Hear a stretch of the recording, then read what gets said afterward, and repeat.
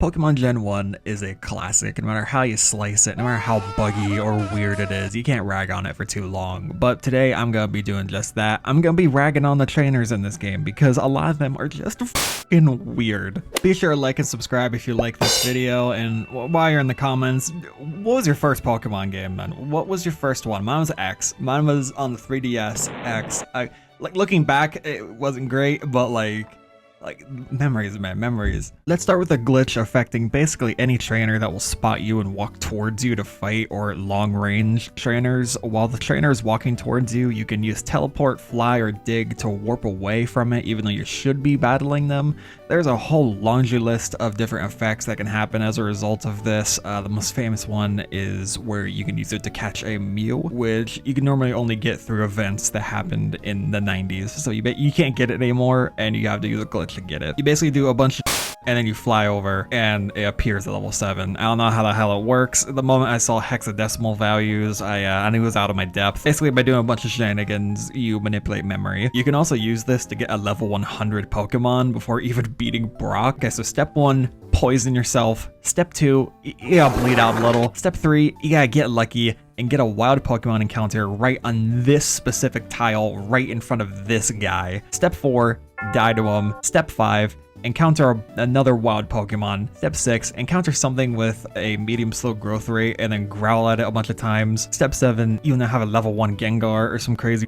And then step 8, you catch it. Even though that it was level 1, it's now level 100. Basically, the expression for calculating XP is bugged when a Pokemon is very low level. At level 1, it gives negative XP, which the game interprets as extremely high XP, which skyrockets you to level 100 for some reason. Next up is Brock, which is the rock type leader of the first gym, which I have a personal beef with because 10-year-old me got absolutely brick walled by this guy when I tried to play this game, and I picked Charmander, not knowing that if I pick Squirtle or Bulbasaur, I would have a complete one-shot sweep for him because he takes quadruple damage to water and grass. But if you pick Charmander, you have nothing to kill this guy. You have absolutely nothing to kill this guy. Every single Pokemon, Pidgey, Rattata, Nidoran, Weedle, Caterpie, Pikachu, Beedrill, and Butterfree, all those Pokemon, none of them have a water, grass, fighting, or metal move to use against Brock's team. Nothing. The closest you have is Nidoran with a fighting move at level 25. At 25 before the first gym. So basically, your only solution is to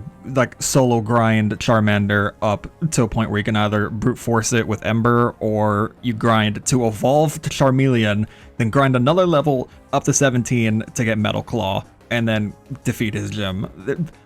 So fucking dumb. Why they put like an Oddish or something in like Viridian Forest? Like, it makes no sense. Oh, and you thought about using Poison or Burns to whittle his team down? No. Brock has 5 full heals for each Pokemon. This maniac, 10 goddamn full heals, no potions.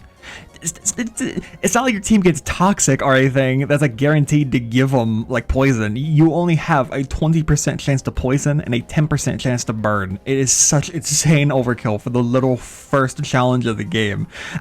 Dude, okay, Charizard's the coolest starter. He's not a bulldoze though. Why they put 2 back-to-back brick walls for Charizard? It makes no sense. Even though Oak isn't a trainer, I'm counting him as one. I mean, he does probably train Pokemon, and he can also break your game. Normally, you'd have to pick up Oak's parcel from the mart in Viridian, return to Oak, and then get the Pokedex, which allows you to progress north towards Brock. However, the check for Oak's dialogue is tied to the number of Pokemon you have registered in your Pokedex. Basically, at this point in the game, you're only supposed to have 1 Pokemon, your starter. And if you only have 1 Pokédex entry, Oak will give you the Pokédex and you can continue. But if you have 2 or more entries, Oak will rate your Pokédex instead. Normally you can't catch anything to get 2 entries, but by grinding on Route 1 enough to evolve your starter, you now have 2 entries. Talking with Oak now just has him rate the Pokédex that you don't have, and he will never give it to you since he thinks you already have it. And since the roadblock in Viridian is tied to getting the Pokédex, you're now stuck on the first part of the game forever. Next noteworthy trainers is Hiker and Rock Tunnel, also known as the Self-destructing Hiker. He has 2 Geodudes and a Graveler. 2 of them no self-destruct, which instantly makes you faint, but has 130 base power, and also halves your defense and damage calculation, So it's basically doing 260 base power. And Graveler knows Explosion, which is the same but at 170 base power, and that's also doubled, so it's 340 base power. So in summary, they fucking hurt. This guy is using Pokemon as hand grenades. Lieutenant Surge deserves a mention not only for his bum-ass team, but also his bum-ass gym where you have to dig through the trash cans to beat it. It isn't even like a puzzle either, you're just like guessing which trash cans has the button to let you go fight Surge. Him also being a lieutenant confirms there's like a war happening in these games, so I'm imagining the army deploying a Groudon on New York or some shit. Next up, Sabrina, the leader of the Psychic Gym. She's not all too weird until you realize she is a Venomoth, a bug and poison type. What's weirder is that Venomoth doesn't have a single poison attack, but has several psychic attacks, so maybe Venomoth was meant to be psychic, but ended up being poison. I don't know. I really don't know. Sabrina also has a glitch in the original Japanese version, red and green. If you lose the battle to Sabrina, step outside the gym, walk back inside, then talk to her again. She'll say the text she normally say as if you won the battle, and then she just gives you the badge even though you got your ass kicked. This one doesn't even make sense because you'd have to revisit her anyway if you lose to her. Like, how do they not catch that Sabrina just slides you the badge for free? Then there's Blaine, the fire type gym leader. Normally trainers will only use healing items once a Pokemon has low health. Well, not this guy. He'll randomly use super potions on his Pokemon even though they're at full health.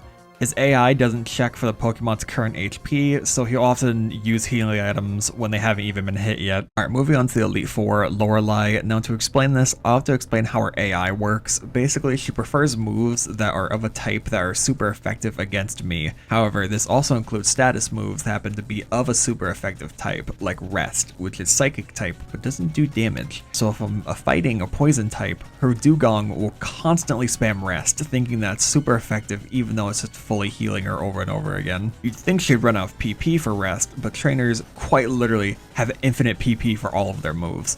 So she will literally stall you out forever if you cannot outdamage her Rest. In fact, this YouTuber Pikachu showed that if you use Rage, which locks you into using Rage forever, without having any other party members except a poison or fighting type, you'd be stuck fighting Lorelei forever.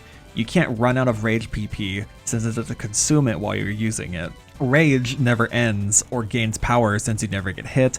Dugong will always spam Rest to fully heal itself, and Dugong has infinite PP for Rest. So you're constantly chipping at Dugong's health only for it to heal itself over and over and over again. If you save while inside Lorelei's room, you can't leave it without either beating her or losing to her, but since the battle will go on forever, you're effectively trapped in there fighting her for all of time, assuming you only use Rage and you threw out all of your items and you only have one Pokemon that's poison or fighting. It's a very isolated, like, you know, scenario, but bear with me here. Bear with me. You can break the game. Just you have to do all this first, but I promise this will be worth it. This is actually addressed in Pokemon Yellow, where Lorelei's Dugong specifically has a condition to not use Rest as often. Not like a general fix, like specifically Lorelei's Dugong. Not all Dugong, just this one specifically owned by her. Got a fix for it. Dumb. Next up, Bruno. He's the fighting type trainer, but for some inexplicable goddamn reason, he has two rock type Onyxes, both of which have atrocious moves. Their only rock type move is Rock Throw, which has 65% accuracy. For no reason, by the way. Like, it's a weak ass rock move. It just has a 35% chance to miss. His other three members are fighting types, and his Hitmonchan has a decent moveset. But yeah, really bad moves, especially for an Elite Four member. Like, having two rock types is really bizarre. Like, it feels like Bruno should just swap them out for a Poliwrath and a Primeape, since they're both fighting types and would match his team way better. But knowing him, they'd still have some booty ass moves. Finally, the leader of the Elite Four, Blue, who has, again, weird ass moves. Alakazam gets Psychic, which is alright, whatever. So Rhydon doesn't know any rock or ground type moves, despite being rock and ground type. Executor knows nothing grass type. Gyarados knows nothing flying type, but has a dragon type move for some reason. And Arcanine only has a super weak Ember. I have 40 base power. He had to go out of his way to have such dog moves. I don't get how this guy win to become the champion. He's in the big dick leagues here, swinging some baby meat 40 power Ember at level 60. This dude is dumb. This guy's a moron. There's also a 1 in 256 chance that anytime you fight a trainer, they'll have evil Pikachu with a side of horror thunderbolts. Stupidest thing I've ever said.